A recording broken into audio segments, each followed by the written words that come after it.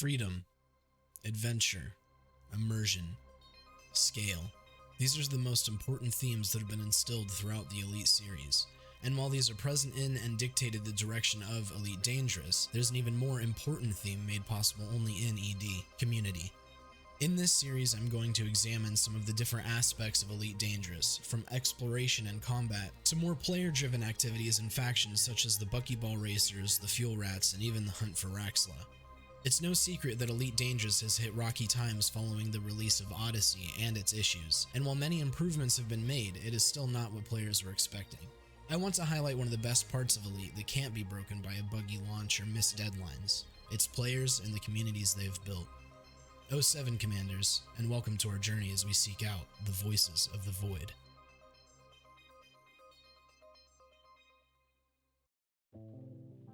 Just being alone, flying around so many different systems is relaxing.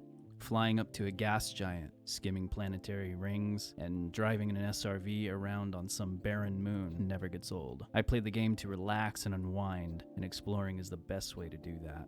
It's a really good experience. It's not hectic, no one's going to gank you. It's just really, you imagine you are sailing on a ship across an ocean. You'd have a similar mindset, you've got so much vastness around you, and you're looking for an island, and you're keeping the sail at a right angle for the wind, and your ship is rocking gently.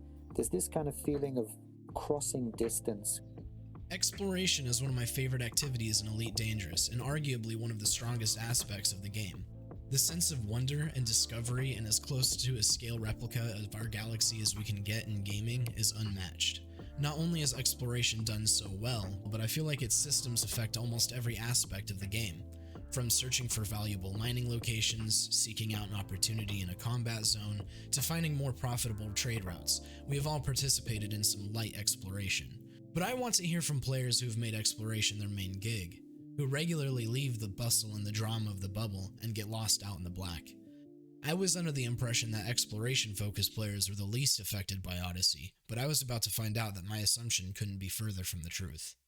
My Odyssey exploration experience has been it's a journey in itself, like a metaphorical journey as well as a literal one. Because at first, before the release, as an explorer, I was excited about Odyssey. I was very excited, and the possibilities and the speculation were all really engaging. And then when FDev released the ExoBio gameplay promotional video, I must admit, at that time, I was a bit disappointed, I thought, this is not really an imaginative addition, it's not really integrated. But I have to say now, I've been exploring for about a month. I've been away from the bubble now, and I'm about 30,000 light years from the bubble, hunting for life. And I'm actually pleasantly surprised at how engaged I am with the Odyssey specific gameplay.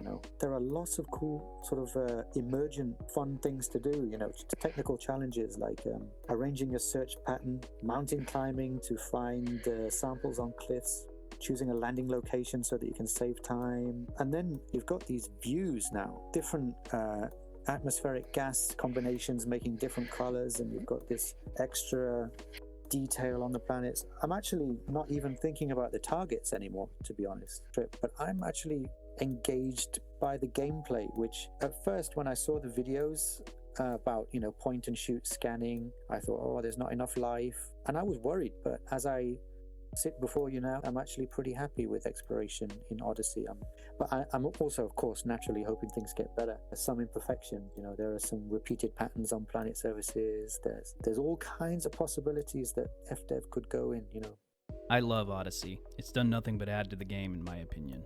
I haven't launched Horizons at all since Odyssey released. I still do everything I did pre-Odyssey, but now I get out on foot and move around biological and geological features. The new light atmosphere planets make for some amazing sunrises and sunsets.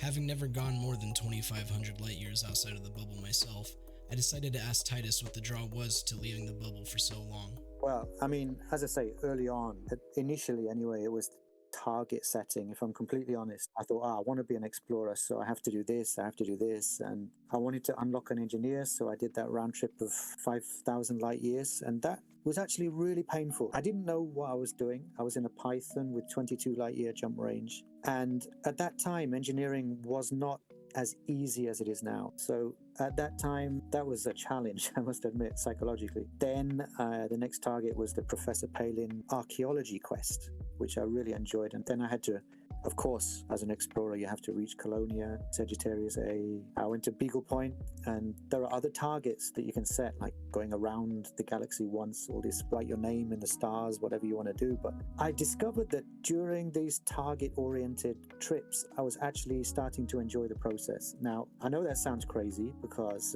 it's a challenge to be a long-distance explorer. The ED Galaxy is really, it's a wilderness, and I really like the challenges of like route plotting, resource management, ship design, minimizing the time spent. It's actually a quite rich challenge to get yourself from A to B when the distances are that vast. So I started enjoying the process rather than, just ticking off targets. So now I've got the disease, I stay in the bubble for too long.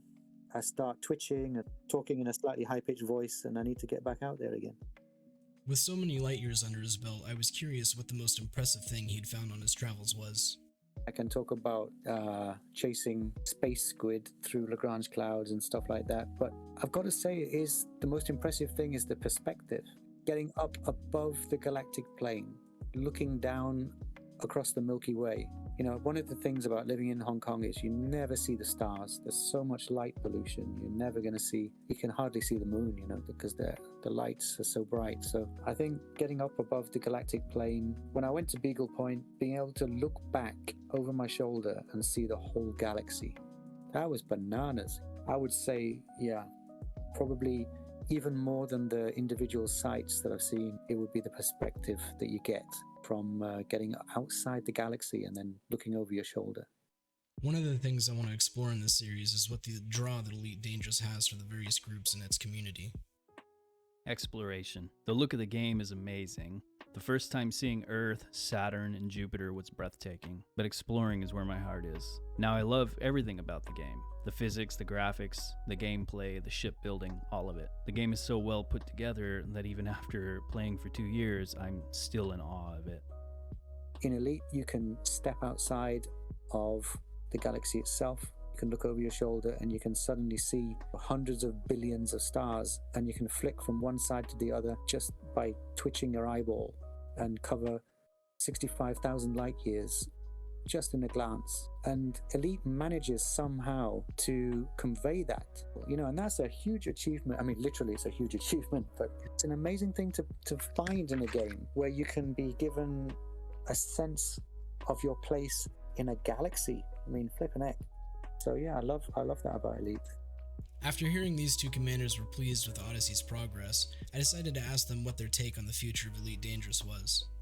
I personally think there are dozens of directions the game can go. Since Frontier has designed the game to allow the player to do what they want in game, I think there are numerous options that could keep that alive. I think Thargoid encounters on foot, another alien race on the other side of the galaxy, new ships, and new stations are all doable. I know it would take some work, but I think adding liquid surfaces to planets, comets, and nova events could be even done. Even new mission types, like fire suppression on attacked stations, or acting as a dropship pilot delivering ground troops to combat zones. I think the future is wide open, full of possibilities. I really think from an explorer's point of view, I am in a position now where I'm hopeful, and the hope can change to excitement really easily. I haven't got a particularly amazing imagination, but I think I can think of things that FDev could do that would blow people's minds. And I'm just hoping that over the next few years, that some of these things are going to happen. After our interview, I felt inspired to explore again, but not wanting to leave the bubble during the making of the series, I was left reminiscing about my first trip to the Pleiades and preparing for another short trip out of the bubble that I can return from quickly if I need to. Reminded about how lost I was the first time I was exploring and how I kind of missed the point on my first trip, I decided to speak to some more commanders for their advice on preparing for a trip out of the bubble, making a few notes for my future trip to Beagle Point after I wrap up this series. Just in case anyone else is feeling drawn by the whispers of the void, I thought I should share some of their advice. Take your time. Set a destination and a goal, but don't rush there. You will burn out if all you're worried about is the end goal.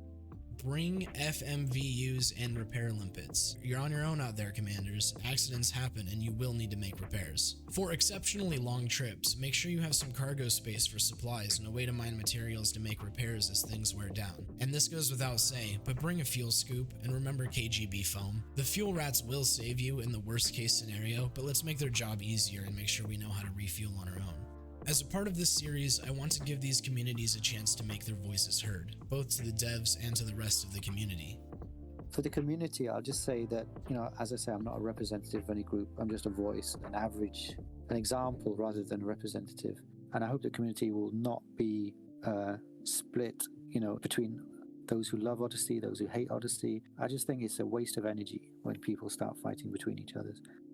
I think that for the devs, I'd probably say, I have to say thanks, because they've been working like absolute monsters, madmen, getting the fixes out for Elite. And, in my humble opinion, when it comes to exploration, I think Elite is already unequaled. And Odyssey is surprised me with how integrated the gameplay is and how much cool emergent problems you have to solve and things like that.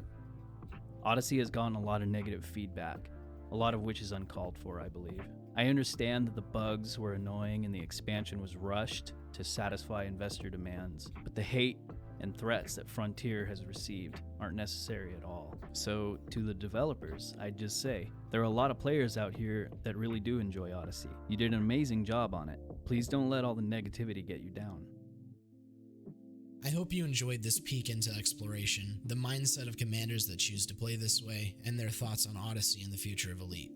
I went into this thinking that explorers didn't see the effects of Odyssey much other than maybe some changes in visuals and a few plants to find. I was surprised and glad to hear that exploration has changed more than I thought, even if only in minor ways that add up to a slightly different and honestly more enjoyable experience. I'm excited to see what other surprises the Elite Dangerous community has in store for me as this series continues. Until next time, O7 Commanders, be safe, but fly dangerously.